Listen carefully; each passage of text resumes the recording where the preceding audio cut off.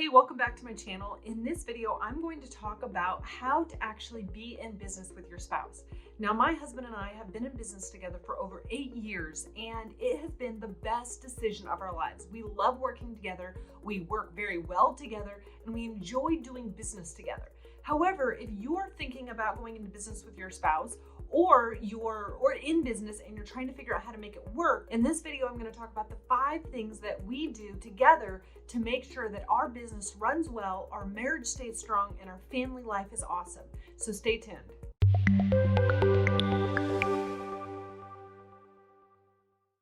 If you were to ask me over 8 years ago whether or not I would go into business with my husband, I would probably tell you no. I'd probably say you're crazy. I'd probably say that we wouldn't work well together. I'd probably say that it wouldn't be a long-term solution. And now, 8 years later of being in business together and going through a lot of life together, I would say I would have never had it any other way. We work so well together. We are such a good team. And now many people ask us, how do we do it? How do we actually have a strong marriage, a strong relationship in our business, and even parent together because we have 3 small children. In fact, they're 5, 2, and 1. So we're very busy on the family life, and yet we still run our businesses together.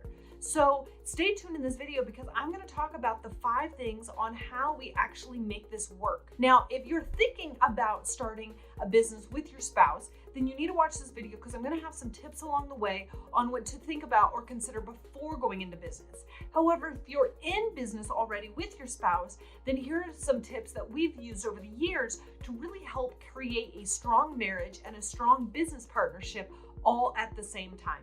Hi, I'm Liz Chisholm, and I love helping business owners systematize their business. This means systematize, create, implement, optimize, and document your business systems so that it can actually work for you, so you can clone yourself, so you can pull yourself out of the business, so you don't work so hard. So often, business owners are the slave to their business, and systems pull you out from being the slave to being the owner. So if you need more help with that and you need to systematize your business, just click the link below, and I'd love to chat on how I can help you systematize your business. So like I mentioned, my husband and I have been in business together for over 8 years. And during that time, we have owned a brewery. We are in real estate. We do investing. My husband's a real estate agent. And then I also help business owners systematize their business. So we have a lot going on. And so many people ask us, how do you do business together? We're thinking about doing this with my spouse. Is it a good idea? Should we do it? Should we not? Whatever. So here's my tips for being in business with your spouse and still having a strong marriage and not having your business take over your life.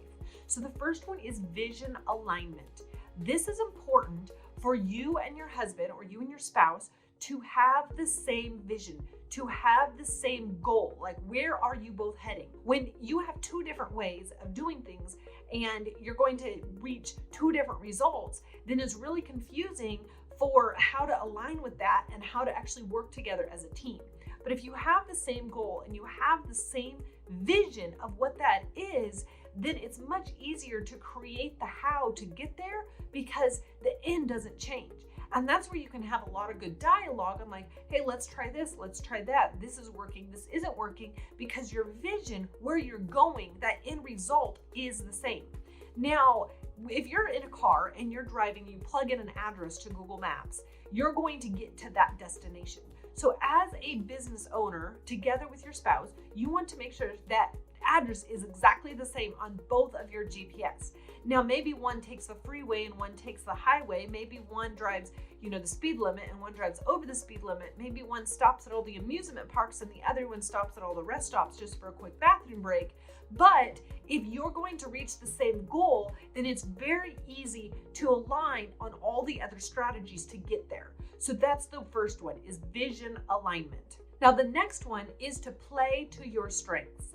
Now, this is going to seem obvious, but so often people go into roles because one is superior to the other person.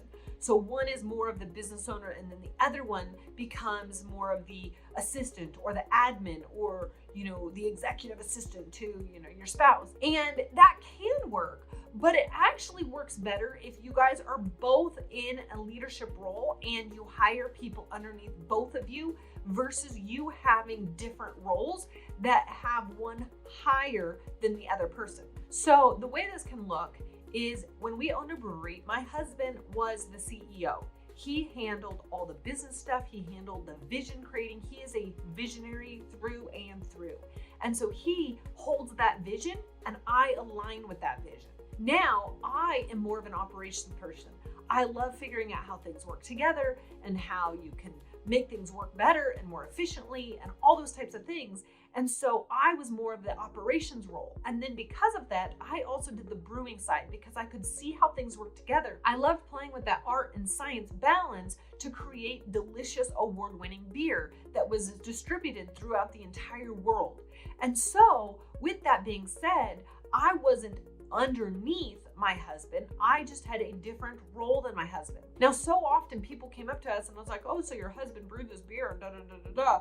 And I was like, no, I brewed the beer. And then they're like, wait, you're the head brewer. That's so awesome.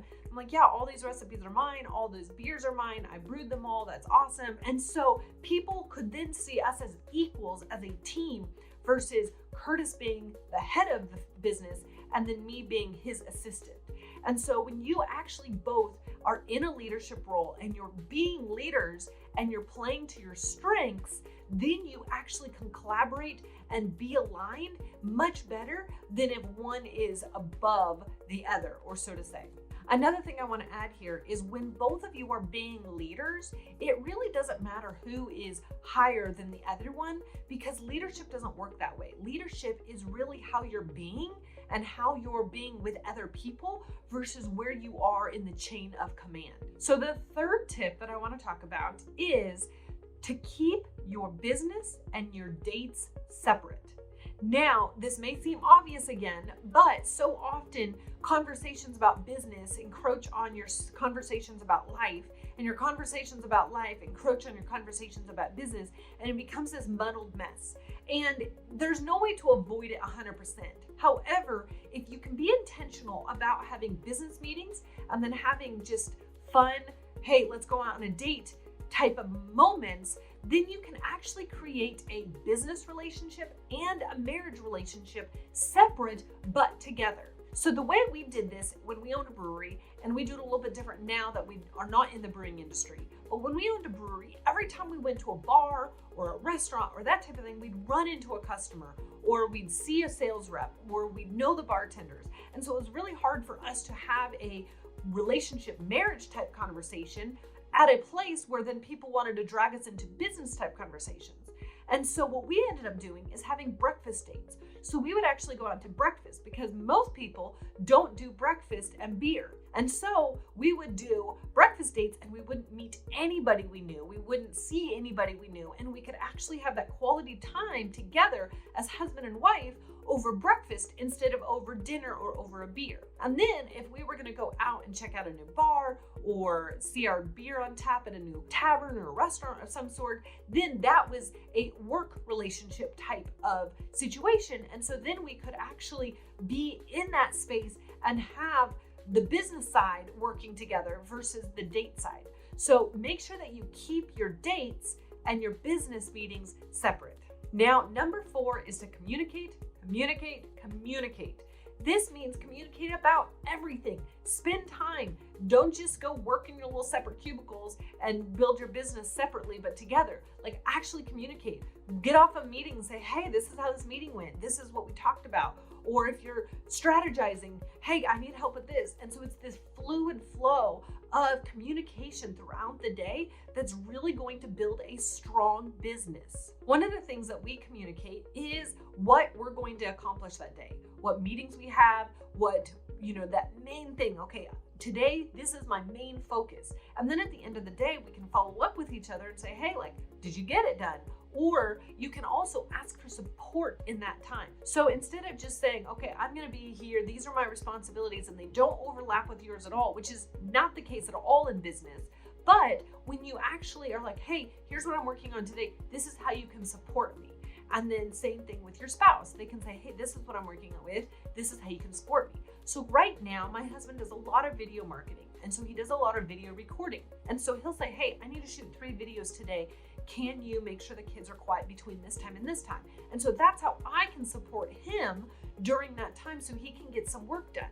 So I'll go take the kids on a walk or something like that. And same, vice versa. When I need to get something done, he's like, how can I support you? And I'm like, oh, I need help with this, or can you do this, or whatever. It's very important to actually have that collaboration going versus trying to build a business separate. And the only way you can have that collaboration is by communicating, and not just monologue where you're just blah, blah, blah, blah, blah, talking about whatever you want to talk about, but actually having that dialogue and listening to your partner and asking them, hey, is that what you really are saying? Or are you saying this? Like, am I fully understanding where you're coming from, and that type of thing? So when you're fully communicating and you're having a full dialogue with your spouse constantly, not just once a week, not just once a day, but constantly, then you're constantly vision aligning, and you're constantly making sure that you're working towards the same vision, and your strategies start aligning. Now, last but not least is you need to get a coach. This was one of the biggest things that we did as a couple, is to get a business coach. And we use Alicia Marie at PeopleBiz, and she's been phenomenal because she coaches individually, because that way we can work through things separately and we're not having our spouse there thinking about what we're saying. And so, we can actually work through those hard things with just our coach. And then we would do coaching together as business partners. And this was huge because it helped make sure that we were taken care of. We were focusing on what we needed to focus on, but then at the same time, we were coming together as a threesome. So our business coach, my spouse, and myself together, figuring out what the next steps were, where we needed to grow, where we needed to scale back, what we needed to do. All of those different things was together. And so by having a business coach actually working with you and your spouse, not just one or the other, but both, it really helps you stay strong in your marriage and your business relationship. So I hope these 5 tips really help you understand what it takes to be in business together, and also what you should consider before getting into business. Now, there's a lot of videos in this channel talking about business and systems and that type of thing. So don't forget to subscribe to this channel and click the bell so you can get the next video when I post it.